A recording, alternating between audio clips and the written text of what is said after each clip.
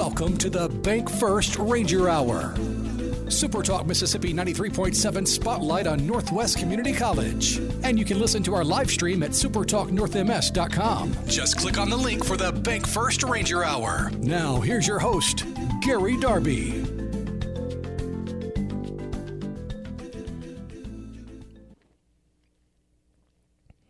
Good morning, friends, and welcome to the discussion. As from now until about 10, we will talk about some things in Northwest Community College. In particular, we will talk athletics today with baseball coach Mark Carson and women's basketball coach LaTaryl Williams.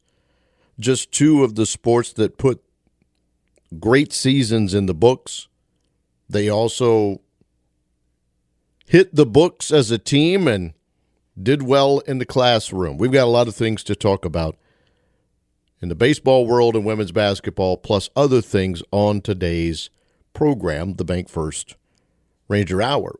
We're underway on this Bank First Ranger Hour, and we will have an opportunity to kind of catch up with a couple of coaches. One in Coach Mark Carson, who surpassed the 600-win mark this season. Saw his team put in 34 wins in the books and end up in the NJCAA Region 23 Championship Series. Another in Coach LaTaryl Williams, who swept his way through the Region 23 tournament, made it to the NJCAA Division I Women's Basketball Championship, and put a 24-9 season in the books.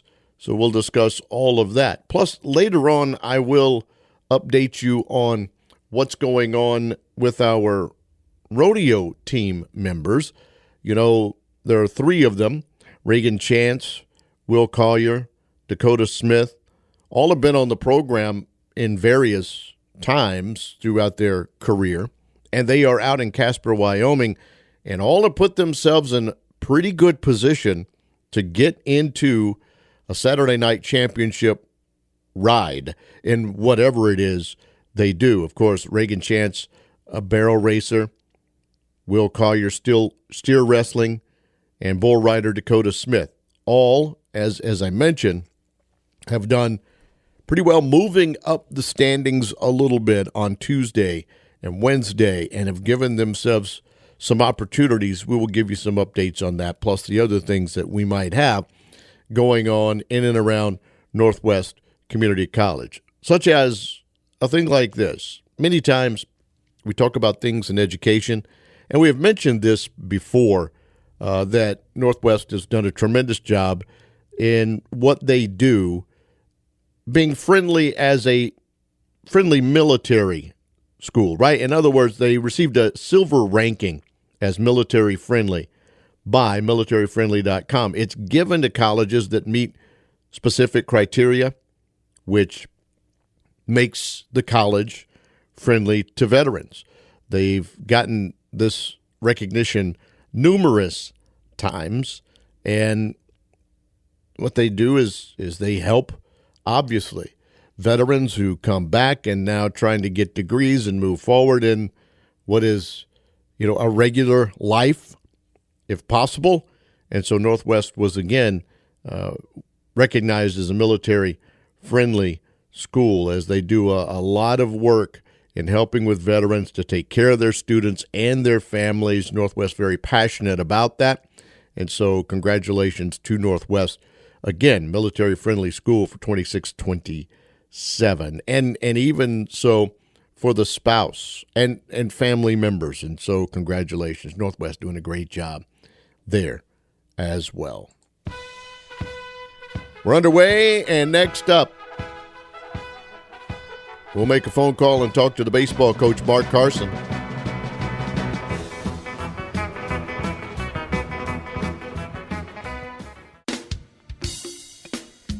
This hour is Everything Northwest, your connection to Northwest Mississippi Community College, and powered by Bank First. Thanks for joining us on the Bank First Ranger Hour. Join the conversation now by texting 662-426-1093. Well, earlier I mentioned the Northwest baseball team won 34 games. They went 34-21 after an 18-10 conference record. They got into the Region 23 tournament where they eventually wound up in the championship series against Jones College. Their head coach is Mark Carson. He's on the phone. Good morning, sir. Good morning, Gary. How are you? Good, and I appreciate some more opportunity to talk with you and your baseball team. You know, we talked before the season, we talked during the season, and now that you've had some opportunity to look back at the season, obviously you wanted to keep playing baseball, but another successful one. Can you give us kind of an overview of what you thought your team was able to accomplish in the season? Yeah, I can. It was, man, what a great year. I mean, it was, look back on it, you know, and I heard Coach Bianco the other night after they were eliminated talk about, you know, you're never prepared for it to be over. You don't rehearse a speech or anything like that, and it stings and it hurts. And I sat there and listened to that, and I thought, boy, that's so true. And that's the way it was when we lost at Jones. You know, we were wanting to get to that Junior College World Series, and we were just that one game away. And but, you know, now that time has, you know, we're 3 weeks out of it or a month almost out of it, you look back and you realize just how special, you know, some of the things we did, especially the month of April and the first week in May, really were. And, you know, hats off to our kids. They played extremely well. And, we were a typical baseball season. We had some ups and downs. You know, there were some high points and some roller coaster rides. And unfortunately, we got kind of hot at the right time there at the end and made a run at that thing and went to East Central and knocked those guys off down there in that Region 23, what we call the Region 23 tournament, and then the Super Regionals the next week is where we got eliminated. But yeah, just a fun year, a lot of individual accolades, and so you know you look back over it and boy, you wrap it up in a real successful bow.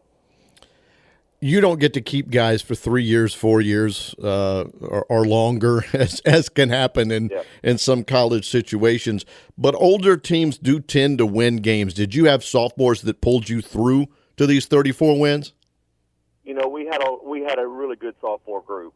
We really did, and so you know that's always helpful when you have that. But on the flip side of that coin, we had two freshmen that had phenomenal years, and we've got about 4 or 5 freshmen that are going to be back in the lineup next year as returning sophomores. So it was we had a heavy sophomore class, but we had some freshmen that really contributed, and that's one of the things I'm so excited about next year is putting some more pieces back in there with those guys and making it good. But yeah, you know, experience is always a big factor, especially in junior college. And not only are you trying to win games, coach, and do what you do, we're going to get to the academic side of it just before we're done, but you're also trying to help these sophomores or freshmen or whatever move to another location. What do we have as far as that, guys moving on with 4-year schools or whatever their career might be? Yeah, you know, that's something you and I talked about before, and how much harder it's getting because of the portal. And that's just the cold hard facts of right now of junior college athletics, particularly baseball, is because this portal is such a monster, and a lot of the 4-year schools are now starting to look lateral because, you know, Texas A&M's third baseman may be in the portal, or Arkansas shortstop may go in the portal, and so they have such a huge selection now of not just junior college and high school kids. But with that being said, you know, we did have some guys move on, and super proud of that. That takes a lot of work on their part, our part. But we did. You know, I'm gonna probably forget a name when I do this. I don't have it written in front of him, but Mason Gillentine and Tyler Sullivan are both going to Delta State to finish their careers. Mason McMillan is going to Queens University in North Carolina. John Witt Stopek's going over to Emory University in Atlanta. Hallis Lawson is going to Southern Arkansas University over in Magnolia. Eli DeBerry is going to pitch at the University of Memphis, where he's from Arlington. And so, I mean, it's and again, I may have left one off. I hope I didn't. But you know, that's something we take a lot of pride in, is the development part of the game. Because, you know, when kids, we had a kid on a recruit visit last week, and, you know, one of the things I tell them is, I know you didn't get up this morning and your lifelong dream is to play at Northwest Community College. And I can say that about any junior college. That's not their lifelong dream. They want to play it. When you ask them where they want to play, you're always going to get that, well, I want to play at Mississippi State or Georgia or Ole Miss or LSU. And we just try to sell it as in, look, if that doesn't work out, we want to be a good plan B. And so when that does happen and they end up in our lap and in our program, then, you know, we're kind of charged with that responsibility of, okay, we got to try to help this kid develop and get better. And that's what, to me, is really fun about the junior college experience, is watching these guys physically get stronger, mentally get stronger. They grow up, they mature into young men, and they develop as baseball players. And 2 years later, you watch them. I mean, we had a guy, Judah Buckner, that just finished playing in the College World Series in Omaha with Troy. And I think that was our 9th guy that played in Omaha. Wow. And, you know, when you get to see that, that's what makes it worth it to me. I mean, that's really rewarding. Talking with Coach Carson about Ranger baseball. With that, what was the classroom setting? What kind of numbers did we put up there? It was good. I'm not sure of the GPA. I want to say it was around 3.3, maybe a tad better. But as a team GPA, that was really good. I mean, every year, you know, we stress that, and that's part of our culture. That's part of our expectations. Our guys know that. Of course, I'm an educator myself. I mean, I teach math there at Northwest as well, so I'm in the academic setting and always have been, and I'm a big believer in it. And that, so they know when they come, they know what to expect, and they know that's part of the deal, and they do a really nice job. They really do. Our guys, and it's a tough sell sometimes, because you know how it is in college baseball. You're traveling so much, you're on the road, you're getting in at 1, 2 o'clock in the morning a lot, and then you're having to bounce up and go to class, and it's a tough little road sometimes. But they really did a nice job this year, and so we the academic All-Americans have not been announced yet, but I feel like we'll have 1 or 2 that have a chance to do that with a 4.0 GPA. Wow. Coach, you said you were bringing recruits in. Where are you in that process and filling out next year's roster? Yeah, well, actually today we have freshman orientation today for transfers and freshmen, so they'll be on campus with us today, and we'll start that conversation at 1 o'clock today about trying to get to Enid, Oklahoma next year. And so it all starts today as far as next year's team for me. This is kind of the first door you walk through, getting those freshmen on campus. So we have some guys from out of state in here today, and just trying to get acclimated to the campus and get their classes scheduled and all that. But we're still, you know, we still got a few holes to fill, still got a few pieces of the puzzle we're looking for, and in particularly pitching. And you know, we're trying to use that portal as much as the next guy now, and there are probably about 2 to 3 out of state pitchers right now that have been on campus with us, and they've worked out for us, and we've extended the offer to them. Now we're just in that waiting game. I was on the phone with a young man last night from Delaware. You know, that's one of those guys that's a transfer guy, and another guy out of Tennessee that we're really interested in, another guy that's pitching up in Wisconsin in the Northwoods League this summer from Oklahoma State, a transfer. So, you know, we may not fill those spots for another 3 to 4 weeks, but, you know, it's always, you're trying to find them. And I feel like with what we have coming back, because we've got some really good arms coming back, and we got a couple guys coming off injury that did not pitch this year, that I think will really help us next year, as well as those freshmen that played a lot.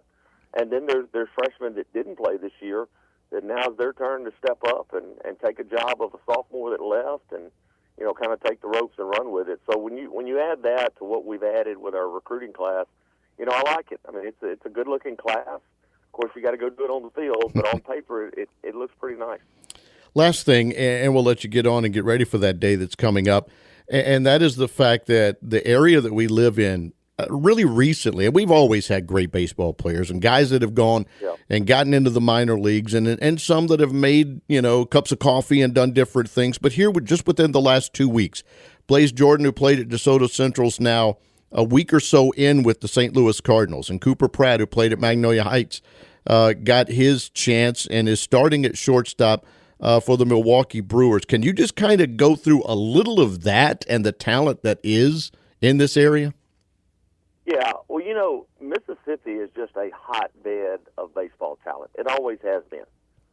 Now I think you're seeing it even more, and there's a lot of factors I think you contribute that to. And Darb, I'm gonna date you and myself here because we're in that upper 50 range, and I think we would all look back on our childhood and look at how we grew up. And I would dare to say that most everybody that's listening to this, that I'm 57, that's somewhere in that area, you're going to go back and remember all those community baseball leagues that you grew up in, playing Digi-Dean, Dixie Youth, Pony League, whatever you want to call it. You're going to go back to all that, and that's where every one of us kind of fell in love with baseball. And to me, the game of baseball has evolved so much in the state of Mississippi from those little small communities. Guys grew up in those communities. They turned into baseball players in college or high school. Then they turned into baseball coaches in this competitive league that we play in, the travel ball, the rec leagues. And then they just continue to get better. And I think that's a huge factor in how much development it truly is in the baseball arena in Mississippi, and particularly North Mississippi. So, yeah, I mean, those guys that are in the big leagues now, I think they're a product of something somebody did around here. And just, number one, they're talented. You can't deny that. I mean, the good Lord, he shined on their ability, that's for sure.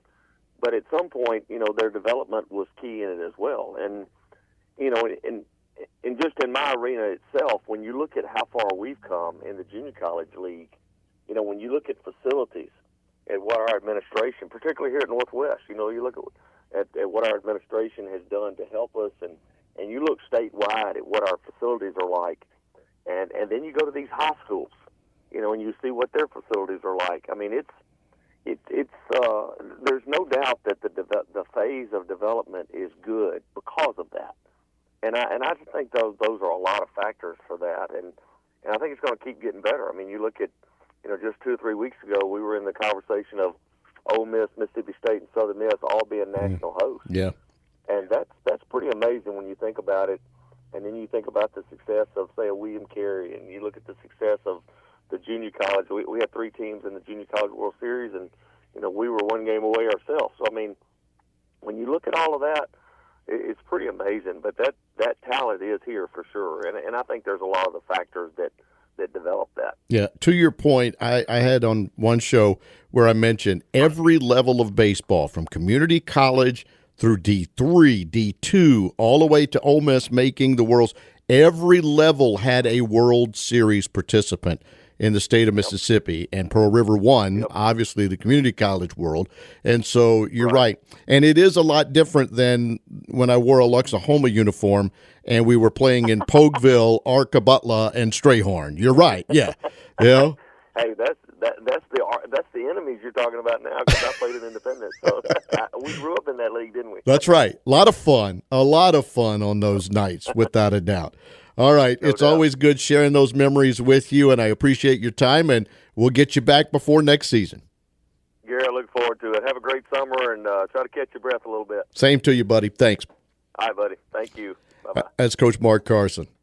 I got him by a couple of years, but we did make those runs there along the way through that Tate County League. And then he drafted by Cincinnati Reds, played a little bit in after his Southern Miss run, and now has won over 600 games as the coach of Northwest Community College, putting a lot of those players out that we're talking about throughout time, and we appreciate his being on the program today. All right, we take a break. We're going women's basketball next. Another gentleman I've known for a day or two. It's Coach LaTaryl Williams, and we'll bring him in for the success that his team had next.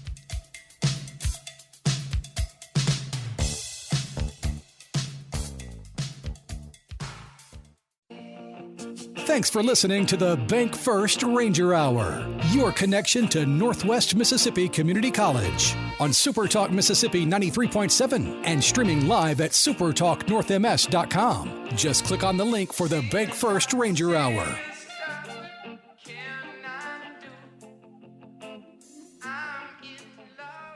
So a great conversation with Coach Carson and the baseball program doing big things again, as we mentioned, getting into that championship series for Region 23. Now we're going to talk to another successful coach and group, and that's from the Northwest women's basketball side of things. 23-9 on the year. They won the Region 23 tournament going through Jones, Itawamba, and Pearl River, made it to the NJCAA Division I Women's Basketball Championship. Their head coach, LaTaryl Williams. All that sounded pretty good, didn't it, Coach? It did, man. It did. I really like the way that sounds. You probably need to add a little more room on our resume and our team page because that's a lot right there. That's a lot. So with that, let's talk about the sophomores that led you to that, the ones that believed in you and signed a couple of years ago that this was where they could get the program. And I know it was a lot of them, and I know you got big shoes to fill, and we're going to continue to talk about that. But you had some ladies that believed in you and your philosophy, came to Northwest, and did big things. Special group, G-Dar, just a special group overall. They got here as a large group of freshmen. That class was, I think, about 13 players in that group, and we weren't able to keep all of them. Some of them fell by the wayside and didn't make it for the following year. But for the most part, this group matured from their freshman to sophomore year. They bought into what we were trying to get them to understand and what we wanted to do here as a program. And that sophomore class, when they bought in and they decided they wanted to be champions this year, it was nothing that could stop them. We had some injuries. We had the ice storm. Like I said before, we lost some players. But the group that stayed here, that believed in what we were trying to do and just bought in and they dedicated themselves, and they deserve everything they got this season. What was it like when you won the final 6 regular season games and then all 3 in the Region 23 tournament? I mean, when you were walking into whatever arena it was, you had to feel really, really good about your team and what was going on. Basketball, just like any other sport, you want to get hot at the right time. I heard Coach Carson say that about his group going into the playoffs for them, and we had the same thing happen for us this season. We had some injuries, some girls that, weren't fully strength throughout the season, but we got healthier after the Christmas break. Got everybody back in that we were missing. And then they just got on, I guess, the same page, and they understood what they were trying to do. They understood the offense. They understood, the defensive schemes that we were trying to do, and they put those game plans into effect. And, every time we stepped out on the court, my assistant coach, Coach Pimpton, and I felt really good about the outcome of the game. So it was all about the young ladies just really buying into what we were trying to do day in and day out. So I was very excited to see how their dedication really came through on the court. I'm going to ask you some of the same questions that I asked Coach Carson, and that's now, you don't get these sophomores back, right? You're losing a large group. How many ladies are you replacing for this next roster? We're losing 11 overall from this past season. So we're going to reload with, I think, 9 freshmen and 1 D2 transfer who's pretty good out of Phoenix, Arizona.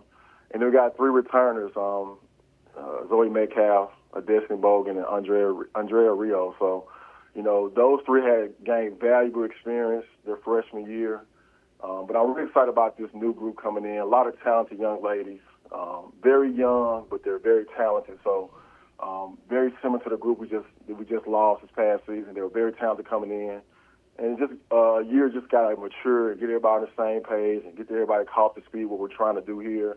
And I think we'll be right back there if you look at the talent we brought in this year. Coach Williams, that sounds like a lot of time on the road, right? You were in a lot of gyms and a lot of places to have to reel in all the talent, weren't you? I was. And one thing that definitely helps, and I know all the coaches can attest to this, when you're having some success and you see your teams winning and your recruits see your program doing well, it makes things a lot easier to recruit kids to come to your school because they want to be a part of that. And so we always just find kids that come from winning programs and come from schools that have the pedigree of being champions and doing well. So we identified those schools, we identified some of those players that fit our system, and we went at them really hard and talked about how there was a lot of room for playing time because we're losing so many players. I think that was one thing that caught the attention to these incoming freshmen. So I know you get to recruit the entire state of Mississippi and other states, as you've mentioned, bringing players in. But what did the North Mississippi area, what area did that provide? Schools, if you don't mind. First of all, Independence High School, which is right down the street. Senatobia High School has a tremendous pedigree of high-quality student-athletes coming out of their program with Coach Jones. So we were able to sign 2 young ladies out of Independence.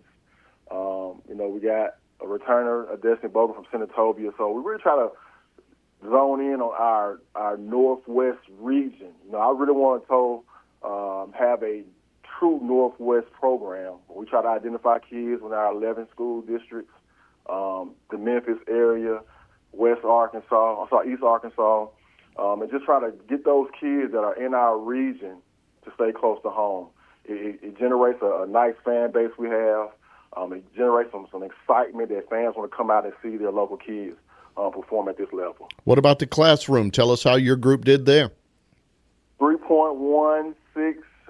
We always have a team goal of 3.0 or higher. I tell my players all the time, we may need to up that goal a little bit higher because the rest of the teams on campus are at 3.5 and 3.7. So, and I understand, our girls are dealing with training and practice and games from October all the way to the end of March. So they have more things on their plate they got to deal with as far as just basketball and school. So their time management is probably a little bit more demanding than other sports. So you say you're still looking for one. If there's a mom or dad listening out there, what are we looking for, Coach? We're looking for somebody that can come in and put the ball in the basket from the perimeter. We signed some really good interior players, Carly Brown from Grenada High School, walking double-double, Morgan Thompson from Velma Jackson, same thing, walking double-double, Grace Eatman out of Clinton, just a stretch forward, can shoot the three and go inside, outside. Kazaria Bell from Chicago, Illinois, 6'1" forward. So these young ladies are really good at what they do around the basket. You got to replace a Lauren Story some kind of way. But those 4 young ladies will do a great job, along with Sophia Yancey from Phoenix, Arizona. 6'2" forward as well. So we got to find somebody that can put the ball in the hole from the perimeter. Angel Mitchell did a great job for us, 17 points per game, all region. She signed with Alcorn State, so we got to find somebody to come in and fill her shoes. Hey, look, with you and the assistant coach, y'all are shooters. Y'all ought to be able to find one, shouldn't you? Listen, it's crossed my mind. Coach Pimpton played for us at Holmes Community College, all region players, signed with the University of New Orleans out of Holmes. And every time we step on the court, or we would go out in public, everybody's wondering why she's not dressed out to play. And if she looks young enough, she can go out there and still produce for us. So, one thing that we try to do is just try to identify somebody that fits that need. She's doing a great job developing those young ladies. She's also doing a great job of finding these players as well. One more thing, and we joked about it before I got you on. I need you to help me. This last season, running around with Ole Miss, I ate more than probably I should have been eating. How do you do it? How do you keep in shape when you're running around eating all that food through the basketball season? Well, see, I don't know about you, G-Dog, but I got a 5-year-old and I got a 2-year-old. I got the young ones. I'm running after them all the time. So we're eating on the road and we're, enjoying ourselves in these fancy restaurants. When I get home, I'm running around picking up toys and changing diapers, so I'm always busy. So I can't say, "Hey, go have some more kids." No, I don't need it. I don't need any more of those. That's just what I'm doing. I don't need any more of those. But I learned a hard lesson this last basketball season. I don't work off those calories like the team did. Let me tell you. Woo. Right. I got to get I need to be in the gym next fall when all that happens. Look, my friend, I appreciate you being on the program. Congratulations on a great season. I look forward to talking with you before next year. Sounds good. One more thing, G-Dog, before I get out of here. Yeah. I just want to send my thoughts and prayers to the family of Cohen Wiley. Yeah. A young, tragic child that passed away here over the weekend. Just a tragic situation. Our community is really hurting. Senatobia is hurting. So thoughts and prayers out to their family. Just keeping them uplifted in prayer. Well said. I appreciate that. Thank you, sir. No problem. Coach LaTaryl Williams with us, and talking about his team. And yes, we could have some fun together, but he's correct in what he said there, and well done by Coach LaTaryl Williams. It is the Bank First Ranger Hour. We are just a few minutes left to go in this show. We do have, as I mentioned, 3 participants out in Casper, Wyoming, and Reagan Chance, Dakota Smith, Will Collier, all hopefully have put themselves in line in their respective worlds of being in the short go, the finals on Saturday. All have, at least put their name close.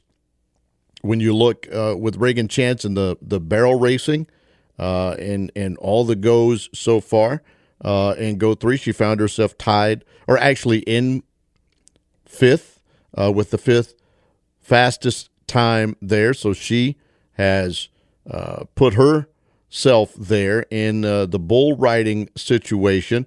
Dakota Smith trying to do the same thing, and then Will Collier, who has stepped things up as well in the steer wrestling world, will hopefully have some good results to pass along from them coming up next week on the program.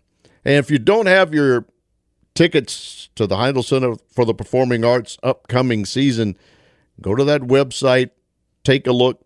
It all begins with Bill Engvall coming up on August the 7th. And there's something for everybody, whether it is contemporary Christian, whether it's Motown, whatever it might be, country music stars, the return of Meredith Wilson's The Music Man. Remember, the ice storm kind of pushed that around a little bit. And so starting in August and rolling all the way through into the Christmas season, there's plenty of great acts. You can get different season ticket packages with a group of 3, with a group of 5. You can get all 6, so you can mix, you can match, you can, if you can't go, maybe you can send someone else to see some of these great acts at a great venue at the Heindl Center for the Performing Arts. HeindlCenter.org for all the information you might want. Big shout out again to our 2 coaches, Coach Mark Carson, Coach LaTaryl Williams.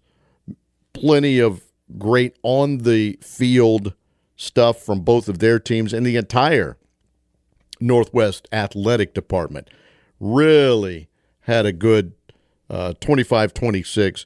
And with that, the 25-26 Academic All-District College Division at-large teams were announced. Nominees in the college division have to qualify as a sophomore, both academically and athletically, and have a cumulative GPA of 3.5 or higher on a 4.0 scale. 20 Northwest Community College student athletes were on that list. 10 women, 10 men made the list. 7 players from the 2025 MACCC Championship Northwest football team were recognized. And then 5 members on the back-to-back Division II women's soccer national champions. 2 from softball, 2 from women's tennis, 1 from men's tennis, 1 from volleyball, 1 from baseball. Men's soccer had 1 as well. So, in fact, I'll go ahead and put some names down for you. Anne-Marie Barton from soccer, Ruby Barton from soccer, both from Olive Branch. Caitlin Brown from softball, Carly Calarco, who is also from softball, Allison Carroll from soccer, Meg Daves from tennis, Carolyn Ham from soccer, Emma Jensen from soccer, Claudia Lopez Chaparro from tennis, and Avon Mathis from volleyball. And then on the men's side of things, Holden Cook from the tennis team, Race Jones from football, Marion Keys from football, Jordan Knox from football, Dre Riley from football, John Witt Snowpeck from baseball, Tyler Starnes from soccer, Jerry Wall from football, and Nate Walker from football. Congratulations to all of them. Not just doing the great things on the field, but having at least a 3.5 on the 4.0 scale for that. Those were just district at-large teams. Now they're waiting, as Coach Carson said, on maybe some academic All-Americans and things, and we'll see what that is and announce at another time. But kudos to those team members from Northwest for what they did in the classroom as well. All right, this show is in the books. We thank Bank First. We thank Coach Carson and Coach Williams for being on the program today. Great job by those men as usual, and to you for sticking around and listening. Hope you have a good Thursday. Got some clouds, got a few opportunities for rain. All in all, though, we're here and it's a good day. Thursday, June 18th edition of the show in the books. So long.